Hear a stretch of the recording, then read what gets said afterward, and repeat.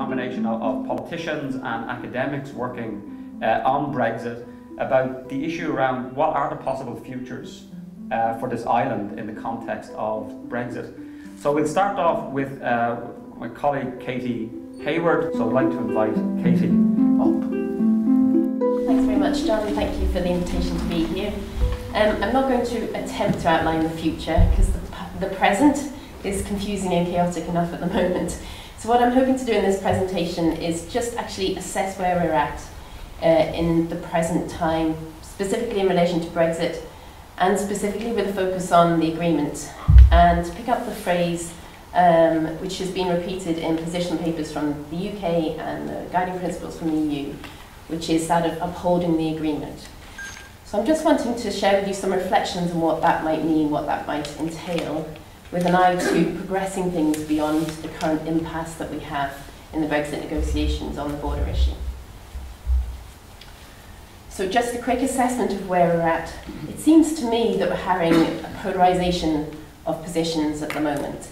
And it's worth noting that the strategy of the UK government has changed over time. Now we know that what was anticipated when people voted leave is not the way that things are working out at the moment. And even if we see the way that the UK position has changed since the Brexit referendum, we see it's becoming increasingly hardline. There are new red lines from the UK government, mainly or partly in response to what the EU itself has said. So for example, it said, if you want to stay in the single market, you have to accept freedom of movement of labour. That didn't tally well with the promise to reduce immigration, and so the UK is leaving the single market. Same thing with customs union. And this means that this makes it quite impossible, coming from a Northern Ireland perspective, to actually realise the ambitions that were set forward in the letter from the First Minister and Deputy First Minister in August 2016, which was about Northern Ireland's interests. Because those said, that letter stated, we're looking at the unique circumstances in Northern Ireland arising from the Irish border. And a lot of what they were asking for in that particular letter assumed, I think it's fair to say, that the UK would not be leaving the single market. So immediately we have a problem here for recognising and protecting Northern Ireland's interests, as they have already been set out by the First Minister and Deputy First Minister, as was, in the way that the Brexit negotiations are panning out at the moment. Let's be positive for a moment and think about the common principles that are being upheld by the EU and the UK regarding the border. That is, they both agreed we want to avoid a hard border. They're agreed we can preserve the common travel area, which means no passport controls or checks, in principle anyway, between these islands. They both want to protect the peace process. The UK government has gone a bit further and said it wants to uphold prosperity, protect prosperity in Northern Ireland. And then finally, they both say they want to uphold the agreement in all its parts, which is an interesting phrase. But of course, the challenge has been the fact that when they say these things, they actually mean quite different things. So what the EU means with regards to avoiding a hard border is quite different to what the UK government appears to mean. The UK government very much has in mind the physical infrastructure of the border, a visible border. That's what they mean by avoiding a hard border. So those diverging interpretations make it quite difficult to come to a common agreement between them at the moment vis-à-vis the border. Similarly, in relation to the agreement itself, they appear to mean different things when they talk about upholding the agreement.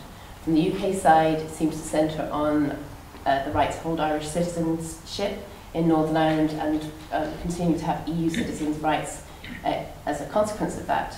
What that means, we do not know at the moment. That's still to be worked out. One small point is worth making that I've gathered from a recent study I've done that will be published soon in the Central Border region, and that is that Leave and Remain voters, proximate to the border in particular, have different interpretations or different concerns about the border. So mostly it arises from the fact that Leave voters seem much more reassured than Remain voters about what the border might look like once Brexit actually happens. They don't believe that there will be a hard border. This is partly reflecting the UK government's line on this, but also because they actually have more confidence that, funnily enough, that the Good Friday Agreement means that there will not be a hard border on the island of Ireland. So that's an interesting dynamic, I think, that's worth exploring in more detail. What I just want to do today is to think about why the European Union has been an important context for the agreement and the implications of that. So I have here a quotation from Michael Keating, which really, it was in a paper, it's not yet published, it's forthcoming, which really summarises my understanding of the European Union as well, which is basically that the European Union is distinct in that sovereignty isn't resolved, but it's just really merely suspended for the purposes of European integration. The European Union doesn't have a constitutional endpoint, it's not aiming for a particular outcome, it has no telos in that regard, but it's continually evolving. Another aspect of the European Union is that it doesn't have a unitary people, but it recognises national pluralism and internal diversity. And it can see that there can be a balance between national authority and supranational authority depending on common interests. And finally, the European Union doesn't abolish borders, but actually recognises them. At the same time, it diminishes their importance and opens them up. And I thought this was brilliant, not least because it's a perfect example, or a perfect explanation actually, of what the Good Friday Agreement does. Now, the way we have to understand the Good Friday Agreement is an agreement about border conflict. The whole notion of the agreement is defining the conflict as being about a border conflict, a conflict between the United Kingdom and Ireland, and about the constitutional future of Northern Ireland. So at its heart, it's not undermining Britishness or Irishness in any particular way. It's allowing them to actually fit together in a complementary way, in a way that doesn't entail direct clashes. And this is all framed within a context of which the border is opened up. The border is basically less important. It's undiminished in terms of sovereignty. The UK remains sovereign, but at the same time, the border becomes less important itself. And it's that funny paradox that actually means that we're facing a crisis in some regards for the agreement in a Brexit context. I'm just going to explain that a little bit. So if we look back again at that quotation from Michael Keating about the nature of the European Union, and if we think about the Good Friday Belfast Agreement in the same terms, it helps explain that in some regard. So who's Michael Keating? Sorry? Who's Michael Keating? So Michael Keating is a professor in the University of Edinburgh. He works a lot on the Constitution of the United Kingdom. Sorry, I should have explained that.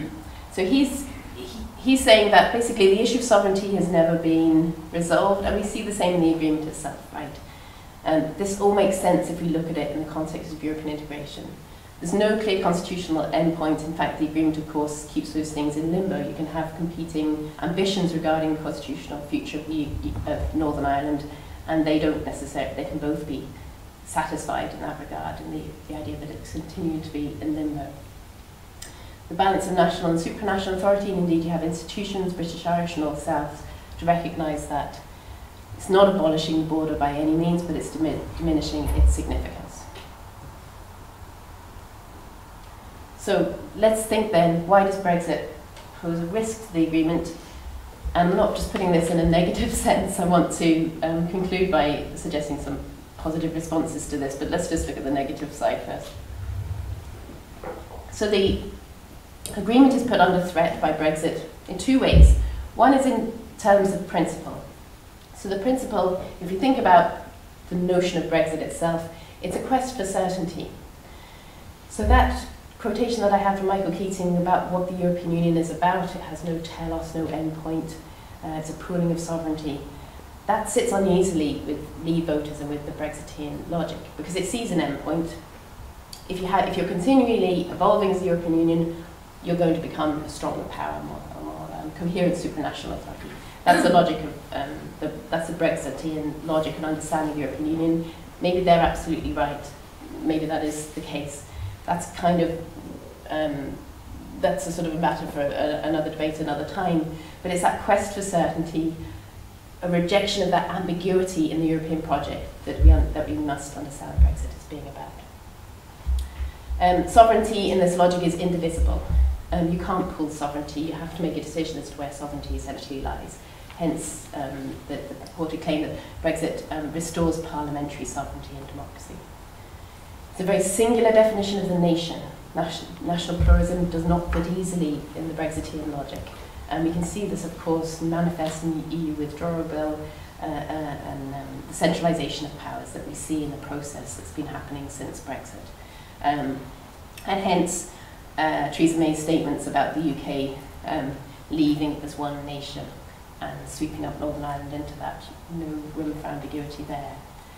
And then, of course, in principle, we're being extracted from the context in which borders are diminishing in their importance. What does this mean in practice? We're exiting the EU context in which you have a common purpose framework and trajectory for the United Kingdom and Ireland, and that's absolutely critical. We have to understand the agreement as being between the UK and Ireland. And if they're on different trajectories, different courses, that's fundamentally significant for the future of Northern Ireland, of course. Similarly, in practice, we have institutions that have been designed to meet common needs and to be able to explore and then have strategies towards ventures that are of mutual benefit across borders. That is no longer, that's going to be more difficult in the post-Brexit environment. And finally, in terms of practice, there's reduced capacity there. So we think about the framework that the European Union has produced and created, not just in terms of legislation, but also in terms of institution and ways of practicing and networks, etc. All of that is about enhancing capacity to work across borders for mutual interest. That's been challenged now by Brexit. And we can see this if we look at the very direct impact of European integration on the border itself, and I'm not going to go into any detail when I'm talking about this.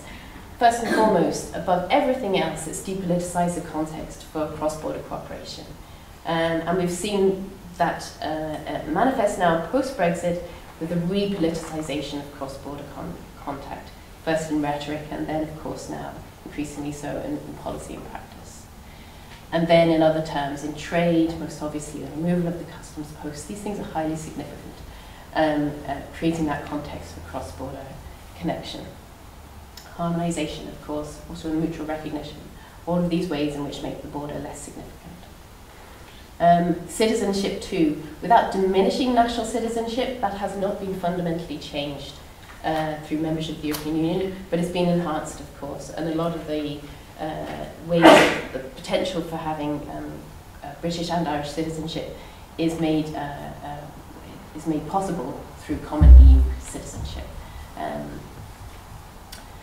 And this has had particular practical manifestations if you think about the protection for frontier workers across the border. And then, in addition to those fundamentally economic advantages of EU membership, the EU is fundamentally an economic project. Given the coal and steel community, we have the idea of closer union. So these sort of add-ons that come through trying to create a single market and the like, including research, of course, environmental protections and the others. So, last couple of slides. So how is all this significant in the here and now? The critical importance of the European Union has actually been in economic terms, and it's enabled those cross-border connections for mutual, pragmatic interests to be able to sell it in those regards. And that's where EU membership has its weight and significance, and this is why the economic dimensions of Brexit are so crucial here.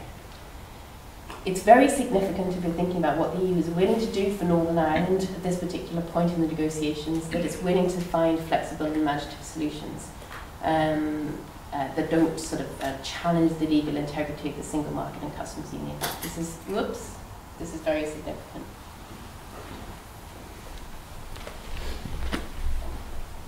Maybe it's so protective, maybe it's a bit tired. Worn it out. Yeah.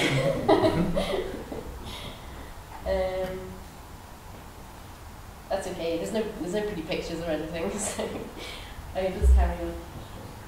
I think it's probably just a bit of downtime. Yeah. So essentially, at the current stage, the EU's weight is said it's waiting for the UK to present and to commit to flexible and imaginative solutions for Northern Ireland. And the question is, well, what does that look like, and how is it going to be deemed to be sufficient in order to move on to the next stage?